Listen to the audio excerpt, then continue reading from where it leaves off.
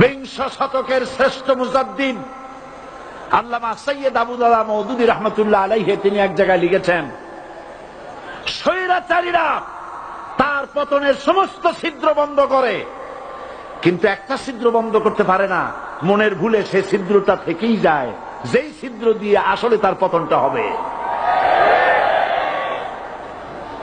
ক্ষমতায় গিয়ে মনে করে চিরকাল ক্ষমতায় থাকবো।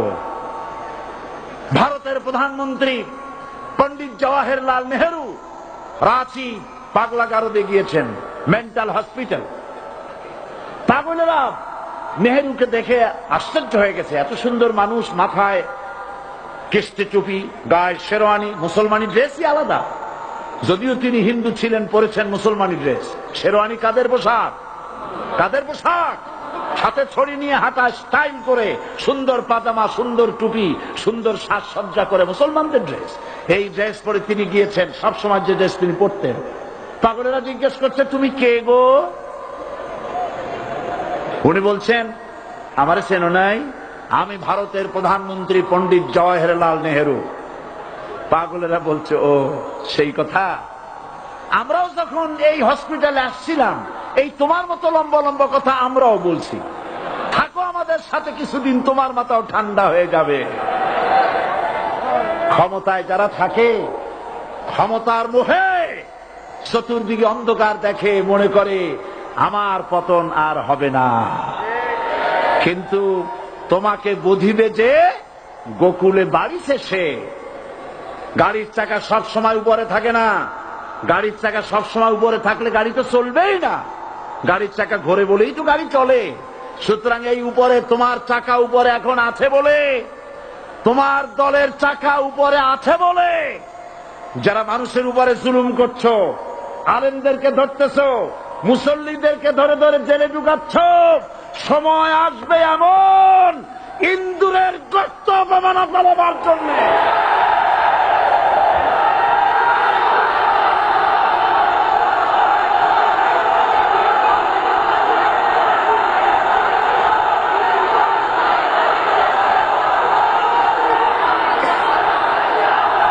আবু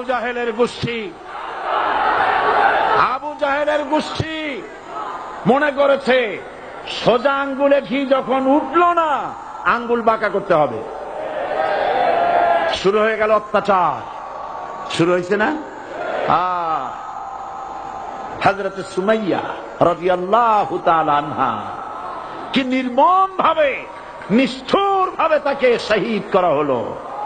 খাব্বাব, হুবাইব, হযরত খাব্বাব রাদিয়াল্লাহু তাআলা আনহুকে দেখে হযরত ওমর একদিন বলছিলেন, খাব্বাব তোমার পিঠে এত গর্ত কেন?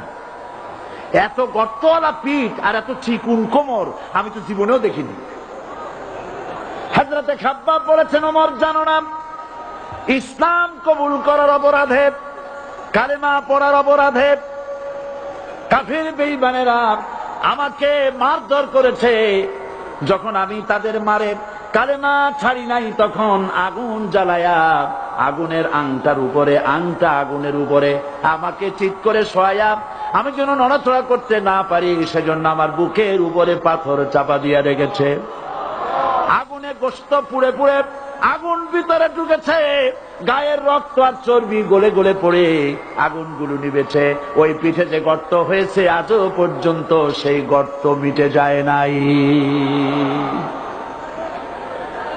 হযরত খাব্বাব রাদিয়াল্লাহু তাআলা আনহু বলছেন, বুখারী শরীফে হাদিসে ভাবে এসেছে, ওয়ান খাব্বাব বিন আল-আরিফ রাদিয়াল্লাহু তাআলা আনহু আন্নাহু قال شكونا إلى رسول الله صلى الله عليه وسلم وهو متوسد بردة له في ظل الكعبة। আমি গেলাম রাসূলুল্লাহর কাছে, যে দেখি হুজুর বাইতুল্লাহ শরীফের ছায়ায় আরাম ফরমাচ্ছেন।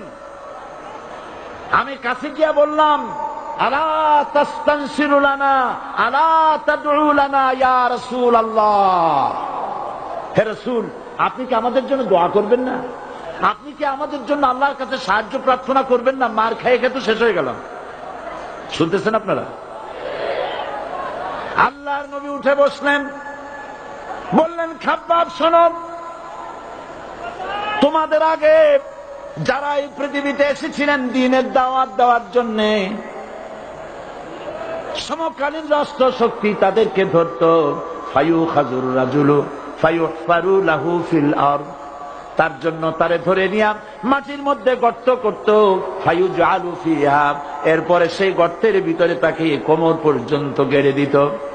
সুম্মা ইউতা বিল মানশার, এরপরে করাত আনা হতো, ফায়ুদাউ আলা রাসিহি, এরপরে করাতটা মাথার উপরে রাখা হতো, ফায়ুজআলু নিসফাইন, এরপরে করাত দিয়া চিরে চিরে দিত, মানুষটাকে দ্বিখণ্ডিত করে ফেলে দিত।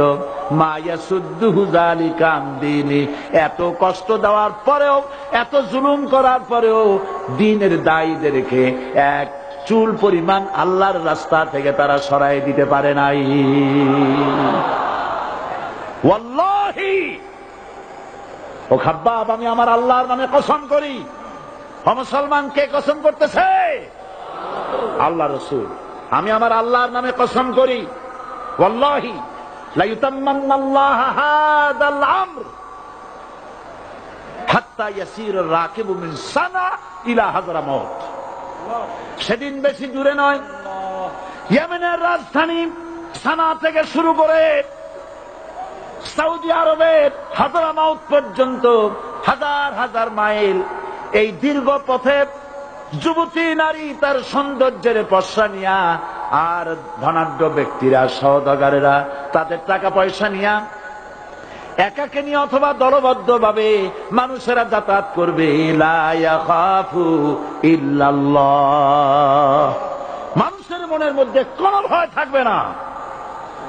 এমন একটা সময় আসবে, ওয়ালাকিন্নাকুম তাস্তাজিলুন, অথচ তোমরা বড্ড তাড়াহুড়ো করছো। তাড়াহুড়ো করো না, অপেক্ষা করো, ধৈর্য ধরো, মার খাও, জেলে যাও, শহীদ হও, আল্লাহর রাজ কায়েম হবেই হবে।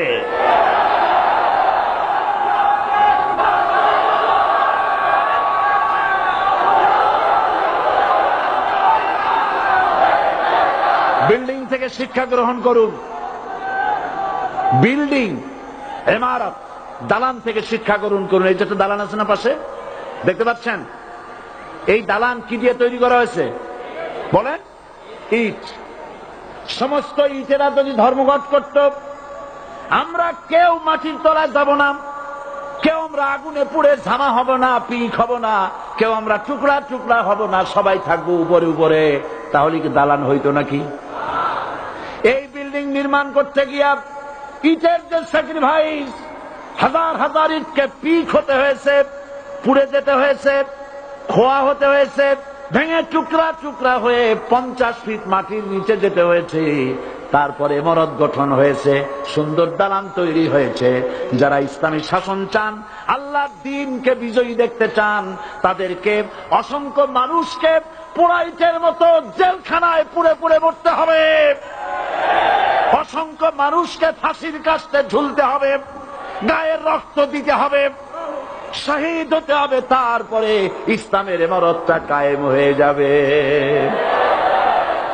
শায়ের কবি কি সুন্দর করে বলছেন, কবি সুন্দর করে বলছেন, ये शहादत गाहे उल्फत में कदम रखना, ये शहादत गाहे उल्फत में कदम रखना, लोग समझते हैं आसान है मुसलमान होना। মানুষেরা মনে করে মুসলমান হওয়া খুব সহজ জিনিস। না, মুসলমান হওয়ার অর্থ হলো শাহাদাতের ঈদগাহে শামিল হয়ে যাওয়া।